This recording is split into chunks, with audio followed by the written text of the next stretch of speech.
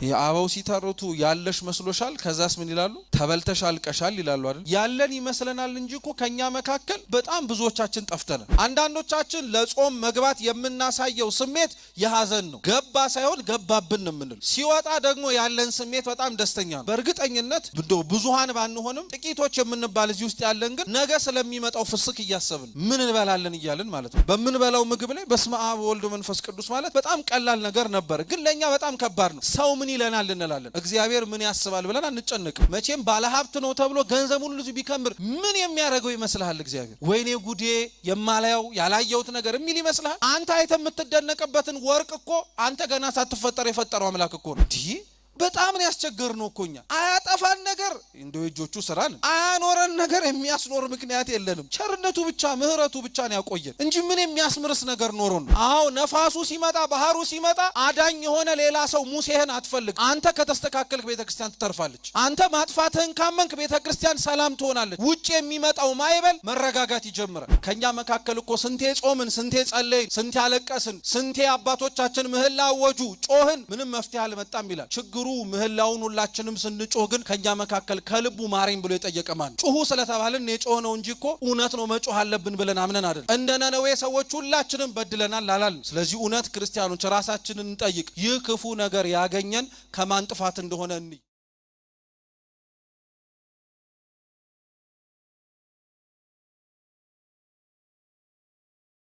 አምላካችን ልዑል እግዚአብሔር ለፈጠራቸው ስጋዊ ለሆኑ ፍጥረታቱ በተለይ ለሰው ልጆች የሰጠው የመጀመሪያ ህግ ቢኖር ጾም ነው ወይንም ደግሞ ከሆነ ነገር መታቀብና መከልከልን ነው እንግዲህ የአዳም ጾም እኛ ከምንጾመው አሁን ጾም ጋር በጣም ብዙ ልዩነቶች አሉት ለምሳሌ የአዳም ጾም የመጀመሪያዋ ዕፀ በለስን አትብላ በበላህም ጊዜ ትሞታለህ ተብሎ የተሰጠው መመሪያ ምግብ እንዳትበላ ተብሎ የተሰጠው አዳም እውነት ለመናገር ያንን ህግ ለማክበር በጣም ቀላል ነበር ምክንያቱም አዳም ከውድቀት በፊት በነበረው ባህሪው የስስት ረሃብ የለበትም እስኪ የስስት ረሃብ በሉ የስስት ረሃብ ማለት አሁን በልቶ በኋላም ልብላ እህል ሲያይ መጎምጀት እህል ሲያይ ማማር የለበትም ነበር ምክንያቱም ህብረቱና አንድነቱ ከእግዚአብሔር ጋርም ያለው ግንኙነት የጠበቀና ሰላማዊ ስለነበረ ከእግዚአብሔር ፊት ቆሞ እንዴት እህል ትዝ ይለዋል ካምላኩ ፊት ቆሞ እንዴት ምግብስ ትዝ ይለዋል አራሳችሁን አይታችሁ ከሆነ ለምሳሌ ቅዳሴ በመናስቀድስበት ጊዜ ላይ አንዳንድ ጊዜ ላይ እየራበን ወይንም ደግሞ እየጠማን የምንቆይ ሰዎች ሆነን ግን ስርዓተ ቅዳሴው ጀምሮ እስከሚያልቅ ድረስ አንዳንዶቻችን ምንም ሳይረበን ጀምሮ ምንም ሳይረበን ያልቃል ምግቡ ትዝ የሚለን ጸሎቱ ሲያልቅ ነው እኛን እግዚአብሔር እቺን ለቅምሻ የሚያሳየን ለምን መሰላችሁ ቢያንስ ደርሰንበት እንዳዳም መኖር ቢከብደን እንኳን ከእግዚአብሔር ጋር ለመኖር ፈቃደኞች ሆነን ግን ይሄንን መንገድ ከተከተልን እሱን ያለ ምግብ ፍቅሩንና ቸርነቱን እያየና እየመገበው እንዳኖረው እኛንም ከምግብ ሐሳብና ከጭንቀት ተለይተን ከእግዚአብሔር ጋር እንዲህ አይነት ጥሩ የሆነ ግንኙነት እንደሚኖረን ፍንጭ ማሳያዎች ናቸው እንዲህ አይነት ስሜቶች እንደ ቀላል እንዳታዩዋቸው ክርስቲያኖች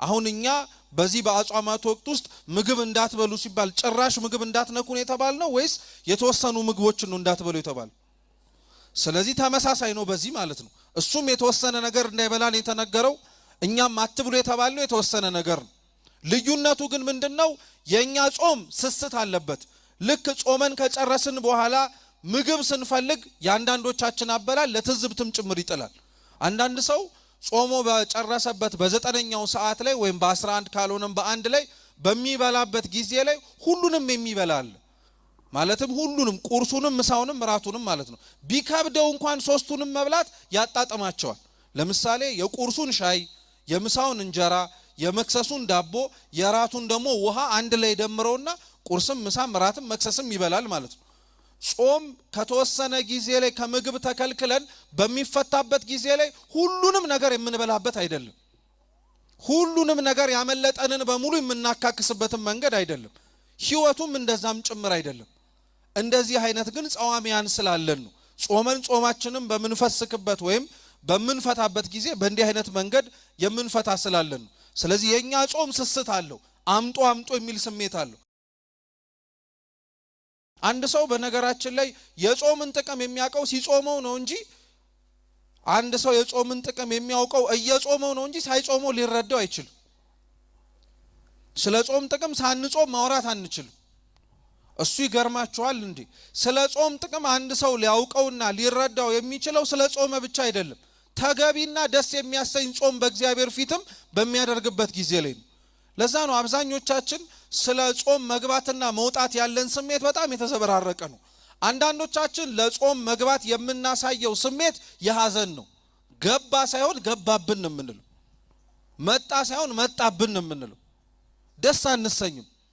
ሲወጣ ደግሞ ያለን ስሜት በጣም ደስተኛ ነው። በእርግጠኝነት ብዙሃን ባንሆንም ጥቂቶች የምንባል እዚህ ውስጥ ያለን ግን ነገ ስለሚመጣው ፍስክ እያሰብን ምን እንበላለን እያልን ማለት ነው።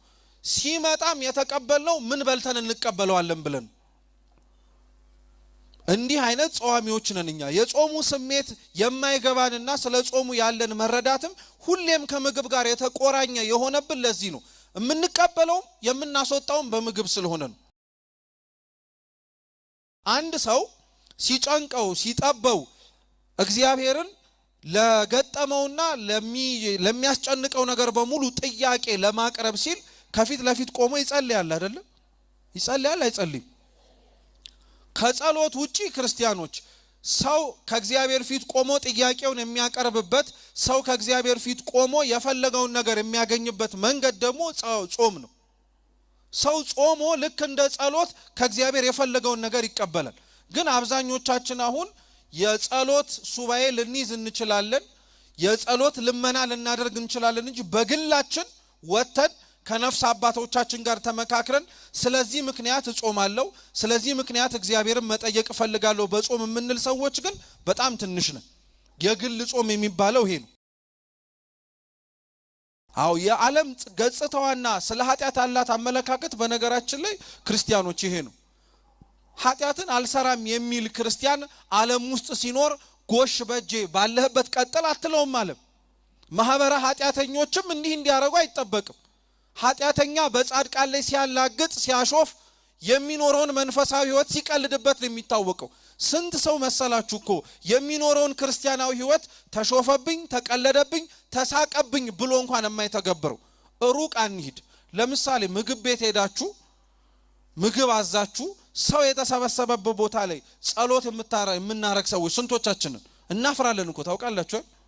በስማም ብሎ ለማማተብ ራሱ ይጨንቀናል። አንዳንዶቻችን እንዲያውም ለቀልድ ራሱ እኔ በስማም አልልም ላለማማተብ እኮ ነው። እኔ በስማም አልልም ገበሬው እንኳን ሲዘራው ባርኮን የዘራው ይላል። ላለማማተብ እኮ ነው። ሰበብ ሲፈልግ ምክንያት ሲፈልግ ጸሎት አንጸልይም አናማትብም ዓለም ታሾፍብናለች ብለን ማለት ነው። ዓለም የሚያሾፍ ሰው ቁጥር እንዳነሳት እኛም እንጨመራለን። በጣም እኮ ነው የምናሳዝነው። እግዚአብሔር አጠገቡ ስለሆነን በጣም በብዙ ነገር የሚፈትነን የሚመስለን ሰዎች አለን። አጋጥሟችሁ ያውቃል? ወይም በራሳችሁም ህይወት ሰላም ነበራችሁ እኮ ወይም ሰላም ነበርን፣ ሳንመጣ ቤተ ክርስቲያን ጥሩ ነበርን። ልክ የገባን ጊዜ ላይ ግን የፈተናው በር በሙሉ ይከፈታል። ብዙ መከራ ይመጣል። ገና ለገና ሰላም አገኛለሁ ብሎ የተጠጋበት ቤተ ክርስቲያን ውስጥ ብዙ ፈተና ይመጣል። በዚህም በዛም ከፊትም ከኋላም ብዙ መከራ በር ሲከፈትበት እንዴ ሰላም አገኛለሁ ብዬ ቤተ ክርስቲያን ውስጥ በገባ ተበጥብጬ ልትረፈው እንዴ ብሎ አንዳንድ ሰው ከእግዚአብሔር ፊት ለመጠጋት መሞከሬ ነው ይሄንን ሁሉ የፈተና በር የከፈተብኝ ብሎ እኮ ይጠፋል። ልጸልይ በመጣ እኮ ነው፣ ላስቀድስ በመጣ እኮ ነው የሆነ ነገር አይቼ ይሄንን መዘዝ ደግሞ ያየው መኖር እንዴት ብሎ እግዚአብሔርስ ይሆናል ብሎ እያንዳንዶቻችን ከማስቀደስ ኪዳን ከመቆም ማህሌቱን ከማድረስ ሰርክ ጉባኤ ከመማር ንስሐ ከመግባት ቅዱስ ቁርባን ከመቀበል የተከለከለ ሰይጣን እኮ በነገራችን ላይ እኛን ከክርስቲያናዊ ህይወት ለማራቅ ሩቅ ነገር የሚሄድ እንዳይመስላችሁ። ለሱ እኛን በኃጢአት መጣል በጣም ቀላል ነው። ብዙ ዓመት የነበረው ልምድ ስላለ ማለት ነው። ትልቁ የሰይጣን ድሉ እኛን ኃጢአት ውስጥ መቅዘፍ አይደለም ይላል ቅዱስ ዮሐንስ ዘሰዋስው። የሰይጣን ትልቁ ድሉ ሰውን ክርስቲያንን ኃጢአት ማሰራት ሳይሆን በሰራው ኃጢአት ተመልሶ መቆም እንደማይችል አምኖ ተስፋ ማስቆረጥ ነው ይላል። አብዛኞቻችን እኮ ተስፋ አስቆርጦናል። እውነቴን እኮ ነው የምላችሁ።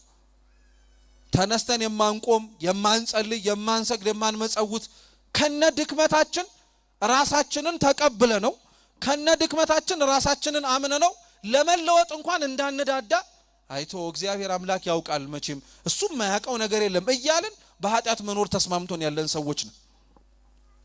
ከፊት ለፊቱ ቢያገኘን ነው ይሄ ሁሉ ነገር የሚመጣብን ብሎ የሚያስብ ሰው አለ። እኛ እኮ አብዛኞቻችንን ኃጢአቶቻችንን ከእግዚአብሔር ፊት ከማመን ይልቅ ምክንያት መደርደር ነው የሚቀድመን። ያረግንበትን ምክንያት ለማስረዳት ነው እንጂ አድርጌዋለሁ በቃ ብለን ብናምን በጣም ብዙ ችግር የሚመጣብን ነው የሚመስለን። እልህኞች ስለሆነን ማለት ነው። እንዲህ ሰው ላይ እሺ እልህኛ ይሆናል፣ እግዚአብሔር ፊት እልህኛ እንሆናለን። እንደማያቀን ያረግንበትን ምክንያት እኮ ባናስረዳው እንኳን ያውቃል። እግዚአብሔር ከኛ የሚፈልገው ምክንያት ድርደራችንን አይደለም፣ ማጥፋታችንን እንድናምን ነው። በቃ አጥፍቻለሁ እንድንል ብቻ ነው የሚፈልገው። ይህንን አድርጌያለሁ እንድን ነው ያረግንበትን ምክንያት ከዛ በኋላ ይመጣል። አብዛኞቻችን እግዚአብሔርን የማንታዘዘው ልክ እንደ ዮናስ የራሳችንን ሐሳብ ለመስማት ስለምንፈልግ። አብዛኞቻችን ከእግዚአብሔር ጋር ያልተስማማ ነው በህይወታችን በዚህ ነው። አምላካችን እንድንኖረው ከሚፈቅድልንና እንድንኖረው ከሚነግረን ይልቅ እኛ በራሳችን የምንኖረው ይስማማናል። አላንስ ብሎን ደግሞ እኛ የተስማማንና እግዚአብሔር ደስ የማያሰኘው ነገር ውስጥ እሱ እንዲገባ ደግሞ እንፈልጋለን። ከእግዚአብሔር ማን ያልኮበለላለኛ ውስጥ ከላይ እስከታች ሁላችንም ኮብለለናል። ለስም ነው የተቀመጥነው እንጂ አብዛኞቻችን ሁላችንም ኮብለለናል። ክርስቲያኖች አብዛኞቻችንን ራሳችንን መስማት ብቻ ነው የምንፈልገው። ይስማማናል ደግሞ ታውቃላችሁ። በጣም ጥሩ ነው ለአብዛኞቻችን። ራሳችንን መስማት በጣም ቀላል ነው። እግዚአብሔርን መስማት ግን በጣም ከባድ ነው ለኛ። እውነታው ግን የነበረው ራስን መስማት በጣም ይከብዳል። እንዴት በራሱ ላይ ክርስቲያን ይታመናል? እንዴት ራሱን በመስማት እርግጠኛ ይሆናል? ቅዱስ ዮሐንስ አፈወርቅ ምን ይላል? እናንተ ራሳችሁን ከምታውቁት በላይ የፈጠራችሁ እግዚአብሔር ያውቃችኋል ይላል። እናንተ በራሳችሁ ታምናችሁ ለምትወስኑት ውሳኔ እሺ አረጋዋለሁ እንደምትሉት እግዚአብሔር ወስኖ እግዚአብሔር አድርጉ ብሎ ይሄንን ኑሩ ብሎ የተናገረውን ነገር ለመኖር ለምን ይከብደናል? እውነት የእግዚአብሔር ኑሩት ያሉት ትእዛዛት ህግጋት ከባድ ስለሆኑ ነው? አይደለም፣ በፍጹም አይደለም። ቅዱስ ዮሐንስ በመልእክቱ ይናገራል የእግዚአብሔር ትእዛዛት ቀላል ናቸው ይላል። እውነት ነው፣ ቀላል ናቸው። እስቲ ልብ ብላችሁ ስሙኝ። 10ቱን ትእዛዛት ታውቋቸዋላችሁ አይደለም? እየሰማችሁኝ ነው? ታውቋቸዋላችሁ አይደል? እሺ እንደው ከ10ቱ ትእዛዛት ቢያንስ 3 ምሳሌ እንውሰድ እስኪ። አትግደል በሉ እንጂ። አትስረቅ፣ አታመንዝር። ከመግደልና ካለመግደል የትኛው ነው ቀላል? እውነታው ግን መሬት ላይ ስታዩት የትኛው ነው የቀለለው? መግደል። አሁን ለኛ የቀለለን መግደል ነው፣ አለመግደል አይደለም። ለመግደል ግን እኮ በጣም ብዙ ጣውረድ አለው። ማንን የምገለው? የት ነው የምገለው? ከገደልከው በኋላ እንኳን አታርፍም። የሰው ደም ነው ይከተልሃል። የቀበርከው ቦታ ሰው አይቶት ያወጣው ይሆን? ማን ምን ይለኝ ይሆን እያልክ ደም አስከሮት ዞራታለህ። አንተ ብትረሳው እግዚአብሔር አይረሳውም፣ ያስታውሳል፣ ህሊና ይወቅሳል። ከመግደል አለመግደል ቀላል ነበር። ለኛ ግን እግዚአብሔርን ከመስማትና ካለመግደል ይልቅ መግደል ቀሎናል። ለኛ ራሳችንን መስማት ስለምንፈልግ ወደ ተርሴስ ሲሄድ ነው እኛ ነን እምላችሁ። ለዛ ነው አንዳንድ ባለጸጋ እሱ የሚጠበቅበትን ህይወትና ክርስቲያናዊ ኑሮ ከመኖር ይልቅ ገንዘቡ እንዲኖርለት የሚፈልግ ሰው አለ። ጉልበቱ እንዲኖርለት የሚፈልግ ሰው አለ። ጭንቅላቱ፣ አይምሮ፣ ዕውቀቱ እንዲኖርለት የሚፈልግ ሰው አለ። በጣም ነው የሚያሳዝነው እኮ። እግዚአብሔር ይህን ነገር በሙሉ ገንዘቡን በሉት ጉልበቱን ዕውቀቱን የሰጠው እኮ እንድንኖረው ነው እንጂ ጭንቅላታችን ላይ እንድናስቀምጠው አሊያ እነሱ ኖረውት እኛ ምንም አይጠየቅብንም እንድንል አልነበረም። ለዛ እኮ ነው አብዛኞቻችን ባለን ነገር እንመካለን። በቃ ያለን ነገር ያስገባናል መንግስተ ሰማያት። መቼም እግዚአብሔር የሚፈልገው ይሄ ነው እንላለን። ንብረትህን እግዚአብሔር አይፈልገውም፣ አንተን ነው የሚፈልግ። ምን ያደርግለታል ገንዘቡ? እውነቴን እኮ ነው የምላችሁ። አንዳንዴ ሞኝ ስለሆንን እኮ ነው። አሁን ያለህን በሙሉ ገንዘብ እዚህ ቦሌ ሚካኤል ያለ አጥቢያ በሙሉ መቼም ባለሀብት ነው ተብሎ ገንዘቡን ሁሉ ቢከምር ምን የሚያደርገው ይመስልሃል እግዚአብሔር? ወይኔ ጉዴ የማላየው ያላየሁት ነገር የሚል ይመስልሃል? አንተ አይተ የምትደነቅበትን ወርቅ እኮ አንተ ገና ሳትፈጠር የፈጠረው አምላክ እኮ ነው። አንተ አሁን ይዘኸው በኪስ የምትመጻደቅበትን ገንዘብ እኮ ገንዘብ ሆኖ ከመታተሙ በፊት እጽዋት አድርጎ ያበቀለው እንጨት አድርጎ ያወጣው ከምድር እኮ እሱ ነው። ገንዘብ ምኑም አይደለም እግዚአብሔር። ጉልበት ምኑም አይደለም፣ ዕውቀት ምኑም አይደለም። እግዚአብሔር እውነቴን ነው የምላችሁ እሱ ሰጥቶን ከኛ መቀበል እየፈለገ እየነፈግነው በጣም ያሳሰበው ነገር ቢኖር የኛ ሰውነት ነው። እሺ ለማለት በጣም የተከበደው ማለት ነው። ሳይቸግረው እንዳንል በጣም ነው የሚገርመው። እንደው ቃሉ ራሱ ትንሽ ይከብዳል። እውነት ነፃ ፈቃድ ሰጠን በቃ እስቲ እንደው ምረጡ ብሎ ማለት ነው። በጣም ነው ያስቸገርነው እኮኛ። አያጠፋን ነገር እንደው እጆቹ ስራ ነን፣ አያኖረን ነገር የሚያስኖር ምክንያት የለንም። ቸርነቱ ካልሆነ በቀር ምን ያቆየን ይመስላችኋል? ገንዘብ፣ ጉልበት፣ ዕውቀት? ኧረ በፍጹም እንዳይመስላችሁ ክርስቲያኖች፣ አይደለም። ቸርነቱ ብቻ ምህረቱ ብቻ ነው ያቆየን እንጂ ምን የሚያስምርስ ነገር ኖሮን ለጥ ብለናል። እኛ የተኛንበት ክፍል ነፋሱ ካልመጣ ባህሩ ካልመጣ ለምን እንደቃለን? ውጭ ያለውን ያጥፋን የምን አገባኝ ይላል። ቤተ ክርስቲያን ውስጥም እንዲህ አይነት ሐሳብ ያለን ሰዎች አለን። ቤተ ክርስቲያኒቷ የሆኑ ሰዎች ብቻ የሚመስለን ማለት ነው። ቤተ ክርስቲያን ጉባኤያዊት ናት፣ የሁላችንም ናት። እስኪ ቤተ ክርስቲያን በሉ፣ የሁላችንም ናት። አዎ ነፋሱ ሲመጣ ባህሩ ሲመጣ አዳኝ የሆነ ሌላ ሰው ሙሴህን አትፈልግ። አንተ ከተስተካከልክ ቤተ ክርስቲያን ትተርፋለች። አንተ ማጥፋትህን ካመንክ ቤተ ክርስቲያን ሰላም ትሆናለች። ውጭ የሚመጣው ማይበል መረጋጋት ይጀምራል። አሁን እኮ ቤተ ክርስቲያን ውስጥ ያለንም አብዛኞቻችን ጻድቅ ስለሚያደርገን አጥፍተን እንደማንኖር እንዳላጠፋንም ጭምር ስለሚያመጻድቀን ውጭ የሚነፍሰው ንፋስ የኔ ኃጢአት ነው አንልም። ጣት ለመጠቆም የተዘጋጀንን ሁላችን። ሃይ ለቤተ ክርስቲያን ችግር ስንቶቻችን በጸሎት እናምናለን? ዓለም መፍትሄ የምትሰጥበትን ለችግሮቿ መንገድ ቤተ ክርስቲያን መፍትሄ አትሰጥበትም። ቤተ ክርስቲያን ችግር ሲገጥማት ትጸልያለች፣ ምህላ ትቆማለች፣ ልጆቿን ሰብስባ ችግሩን ሊፈታ ወደሚችለው ወደ እግዚአብሔር ትጮሃለች። አንዳንድ ሰው ይሄ ይቀልበታል። የምን መጮህ ነው? የምን መጸለይ ነው? እርምጃ መውሰድ ነው እንጂ ይላል። የኛ እርምጃችን ይሄ ነው። ሁሉም ማድረግ ወደሚችለው ወደ እግዚአብሔር መጣራት ነው። አይቅለልባችሁ ክርስቲያኖች፣ ትልቅ ነገር ነው ይሄ። እግዚአብሔርን በጸሎቱ መጥራት ያልፈለገ ስንት ሰው እኮ አለ። ጉልበት አለኝ ብሎ በጉልበቱ የታመነ፣ አቅም አለኝ ብሎ በአቅሙ የታመነ። እኛ እናረግም፣ ቤተ ክርስቲያን አታረግም። ትጸልያለች፣ ወደ ላይ እጆቿን አንስታ ትማጸናለች። እርሱ ሊረዳን እንደሚችል እናምናለን፣ እናውቃለንም ጭምር። የጊዜ ጉዳይ ነው። እንደ ዮናስ እስከምናምን ድረስ ነው እግዚአብሔር የሚጠብቀው። እግዚአብሔር እንደ ዮናስ አጥፍተናል እስክንል ድረስ ነው የሚጠብቀው። እንዲህ አይነት አምላክ ነው። እንዳጠፋነው ጥፋት የማይቀጣን። ቤተ ክርስቲያንን የከበዳት ሸክም የኛ ኃጢአት ነው፣ የእያንዳንዳችን ኃጢአት ነው። ሁላችንም ከላይ እስከታች ያለነው ሰዎች ኃጢአት ቤተ ክርስቲያንን ከብዷታል፣ ሀገርን ከብዶታል። ኧረ ተውት። ሀገርና ቤተ ክርስቲያን አይግደደ እኔ አይገባኝም የሚል አያገባኝም የሚል ካለ ህይወት የከበደ የራስ ኃጢአት ስለከበደህ ነው። ግራ የገባን ሁላችንም የራሳችን ኃጢአት በጣም ስለከበደ ነው። ኃጢአቱን አክብደ መኖር ስትጀምር በተለምዶ ሲምፕል ላይፍ መኖር ትጀምራለህ። ቀለል ያለ ህይወት ያለው ሁሉ መኖር የሚፈልገው። የኛ ቀለል ያለ ህይወት ስዕል ግን መኪና፣ ገንዘብ፣ ትልቅ ቤት፣ ስራም ወጣ ገባ ማለት ምናምን ነው አይደል? ቀለል ያለ ህይወት የምትኖሩ ከሆነ ክርስቲያኖች መኖርም የምንፈልግ ከሆነ ኃጢአትን አራግፈው። ከኛ መካከል እኮ ስንቴ ጾምን፣ ስንቴ ጸለይን፣ ስንቴ አለቀስን፣ ስንቴ አባቶቻችን ምህላ አወጁ፣ ጮህን፣ ምንም መፍትሄ አልመጣም ይላል።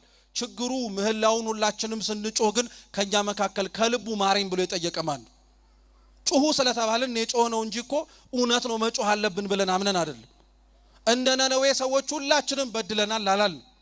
ስለዚህ እውነት ክርስቲያኖች ራሳችንን እንጠይቅ። ይህ ክፉ ነገር ያገኘን ከማን ጥፋት እንደሆነ እንይ። እጣ ሳይጣልብን እነሱ ናቸው ተብሎ ስማችን ሳይወጣ እኔ ነኝ ብለን ኃጢአታችንን ለማመን ታዘንም እግዚአብሔርን ለመኖር ይርዳን። ያስተማረን የመከረን አምላካችን ስሙ የተመሰገነ ይሁን። በተማርነው ፍሬ እንድናፈራ ይርዳን።